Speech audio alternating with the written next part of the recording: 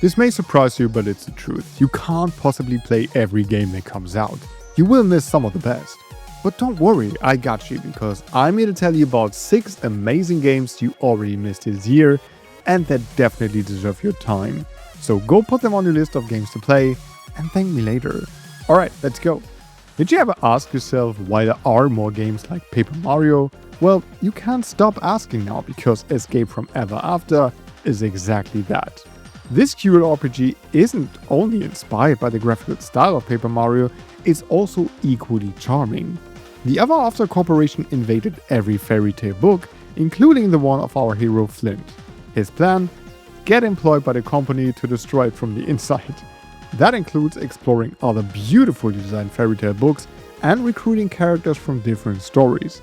And that's where it gets fun, because each character has a unique ability they can use for environmental puzzles, like a throwing shield to catch things or a flamethrower to, well, burn things. Exploration gets surprisingly deep, and thanks to a bunch of useful stuff you can find, it's always super rewarding.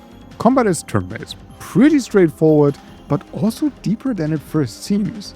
Time button presses increase the strength of your attacks or allow you to block. Enemies require certain strategy. For example, there are soldiers with wooden shields that you have to burn before you can hit them. Escape from Ever After is a wonderfully crafted, super funny and surprisingly complex game that takes you around 15 to 20 hours to finish, and I'm sure you won't be bored 1 second. This game is amazing. We can all agree that Celeste is the queen of precision platformers, right? But what if I tell you Tether, guys, might take the crown for me? It tells the story of May, the only girl in a village that is bound to her astral projection. By the way, want to bind with me by subscribing to the channel because you love videos about hidden gems in indie games? Yeah? Thank you. Anyway, an astral projection allows the user to disconnect their souls from their bodies and teleport themselves to wherever the soul is. So, May's range is limited, and that's exactly what makes this game fun. You disconnect May's soul, jump, teleport, disconnect mid-jump, bounce off walls, collect elements that allow for more disconnects, and so much more. All in a matter of seconds. You have to be very precise, fast, and also smart, because some of these platforming sections are designed like puzzles.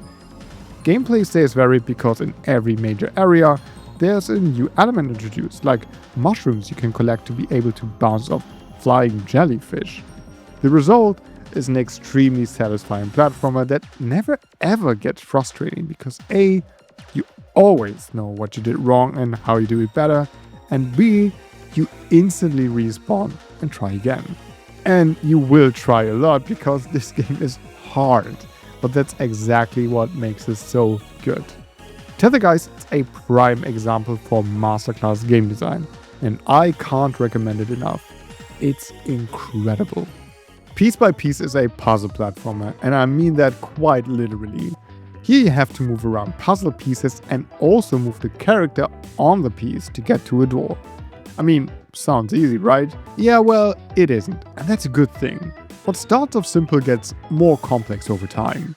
Every major world has a theme and introduces new mechanics like gears on the puzzle pieces that let you rotate them, or pieces you can flip, and much more. And then there are sections where two mechanics are combined for the sole reason to mess with your head. Solving these puzzles is really hard, but also immensely satisfying, and personally, I kinda got addicted to it for a while, because man, this is so much fun.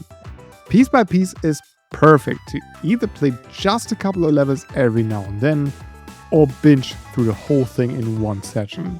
So if you like a little challenge for your brain, definitely give this one a go. Do you miss classic SNES Zelda gameplay? Yeah, me too. Luckily, we have Elementalis now, a game heavily inspired by A Link to the Past, but with a unique twist. As the name suggests, elemental powers play an important role in this game. Your task is to reclaim all 8 elements from the elemental temples. So instead of the classic Zelda-like tools and weapons, like the boomerang, you get fire, water, ice and more to solve puzzles and explore the world. You can even combine elements, like throwing a lightning bolt into a puddle you created to electrify the enemies. The world is huge, there are a lot of secrets and hidden items to discover, and the temple designs really don't have to shy away from their inspiration. Sure, they never reach the highs of The Legend of Zelda, both in puzzle and boss design, but they're definitely the most fun part of this game. Personally, I had some problems knowing where to go next, especially after I finished the temple, but I'm sure that's only due to my bad memory and questionable sense of direction. Elementalis isn't perfect, it definitely has flaws, but man, it's the closest I got to the feeling classic Zelda games gave me as a kid. And that's why I think it sure is worth your time. Have you ever been addicted to something? A while ago I would have answered, no, never. But that has changed now because I've played Vampire Crawlers. This is a turn-based dungeon crawler roguelite deck builder. Sounds like much, but it's easy to explain.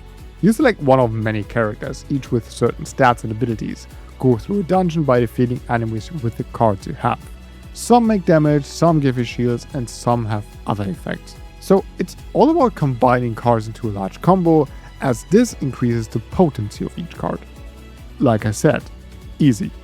Mastering the deck building aspect and making the right decisions is key, but it's also important to spend your money on permanent upgrades, like more health and more XP.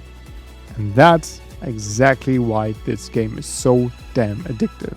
The meta progression just works so well, and honestly, just the sound effects and animations when you defeat countless enemies on the screen is the most satisfying thing I did in a video game in a long time.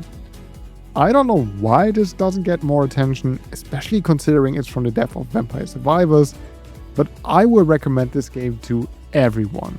It's one of my favorite games of 2026. We all know this person who won't shut up about a movie or a show and just keeps recommending it to you over and over again. Today, this person is me, and I recommend Mini Shoot Adventures for the 724th time because this year it was released on consoles. Yeah, Mini Shoot Adventures is a twin-stick shooter Metroidvania in which you play a spaceship on its quest to save other spaceships. To do that, you need to enter several dungeons, unlock new abilities, and explore the overworld. Besides tons of hidden caves and useful items, you can find optional challenges like racing trails or powerful bosses and so much more. Honestly, the exploration is immaculate. By fighting enemies, you earn XP, and with enough, you get skill points, which you can spend to increase your ship's fire rate, range and power, movement speed and more. That way you transform your ship from a cute finger gun to a heavy armed Star Destroyer, and it's the best feeling ever. Mini Shoot Adventures is one of my favorite Metroidvanias ever, and if you want a game that gives this genre a little twist, then you can't go wrong with this. I love it. There you have it, 6 hidden gems I'm sure you already missed in 2026. What are some games you think flew under the radar?